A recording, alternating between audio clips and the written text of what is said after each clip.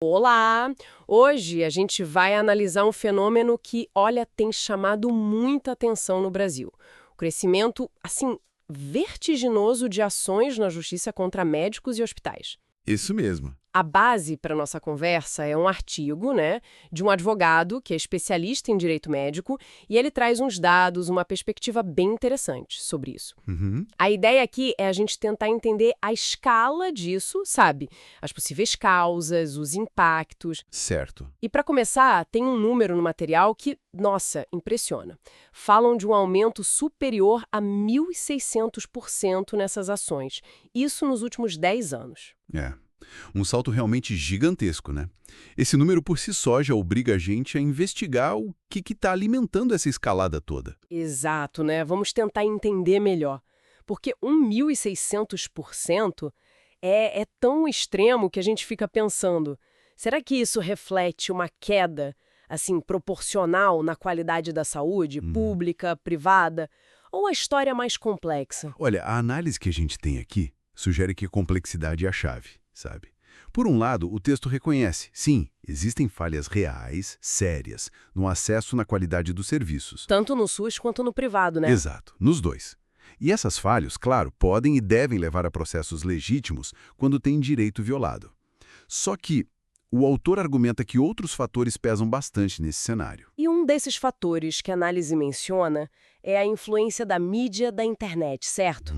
Parece que a forma como esses casos são expostos hoje mudou um pouco o jogo. Precisamente, a maior visibilidade na mídia, vamos dizer, tradicional, e principalmente a velocidade com que a informação e, às vezes, é bom dizer, a desinformação circula nas redes sociais. Ah, sim. Isso amplifica tudo e contribui para o que o autor chama de judicialização da saúde. Judicialização da saúde. É, basicamente essa tendência crescente de levar todo tipo de questão de saúde para ser resolvida na justiça, entende?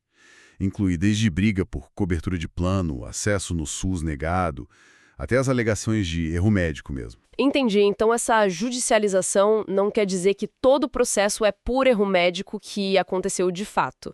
O texto até fala de ações consideradas infundadas, né? Correto. E aqui a análise entra num ponto bem delicado. É o aumento de ações que, na visão do autor, seriam talvez injustificadas, ou sem uma base legal muito sólida, sabe? Situações onde não teria, de fato, uma ofensa moral, tipo um ataque à honra, ou uma lesão patrimonial, um prejuízo financeiro claro, ou um dano estético que justificasse mesmo a ação. Entendi. E a fonte levanta essa hipótese, de que algumas ações poderiam ser motivadas pela ideia de que, a área médica é uma fonte fácil de renda, sabe? Buscando o que a lei chama de enriquecimento ilícito. Nossa. E as consequências disso? Para quem está ali na linha de frente? Médicos, hospitais. O artigo destaca que, mesmo provando depois que não teve erro, o processo em si já é um fardo pesado, não é? Exatamente, esse é um ponto central do material. Mesmo nessas ações que eles chamam de aventureiras, ou sem mérito comprovado, os custos para se defender são altos. Imagino. E não só os custos financeiros, né? Advogado, perícia, que é caríssima, taxas judiciais, mas também tem todo o desgaste moral.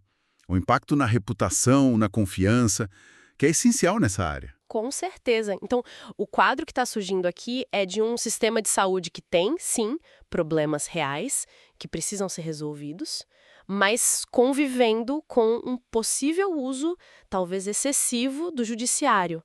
É quase um paradoxo, né? Essa é a tensão fundamental que a análise está expondo. O desafio é justamente achar o equilíbrio. Como é que a gente garante que os pacientes tenham seus direitos protegidos, possam buscar reparação justa? Sim. Sem, ao mesmo tempo, criar um ambiente onde esses litígios considerados abusivos ou sem fundamento acabem prejudicando os profissionais e as instituições de saúde. O texto tenta separar bem, sabe, a busca legítima por direitos daquela que visaria só um ganho financeiro indevido. É uma análise que realmente desenha um cenário bem complexo. A gente tem esse aumento, né, exponencial de processos que é alimentado por uma mistura de coisas. Queixas justas sobre a saúde, sim, a amplificação pela mídia, pela internet, Uhum. e, segundo essa perspectiva da fonte, uma possível banalização com ações que talvez não tivessem um fundamento real. Sem dúvida. Fica muito claro esse atrito, né? entre a defesa necessária dos direitos do paciente, o poder da informação e da desinformação na nossa era digital e as pressões todas, legais, financeiras, sobre o setor de saúde. E fica a reflexão, né? Baseada no que a gente conversou. Se o custo para se defender de acusações que não têm fundamento é tão alto assim para médicos e hospitais, quais seriam os efeitos colaterais disso, talvez invisíveis, na prática médica do dia a dia, na própria relação médico-paciente? É algo para a gente continuar pensando.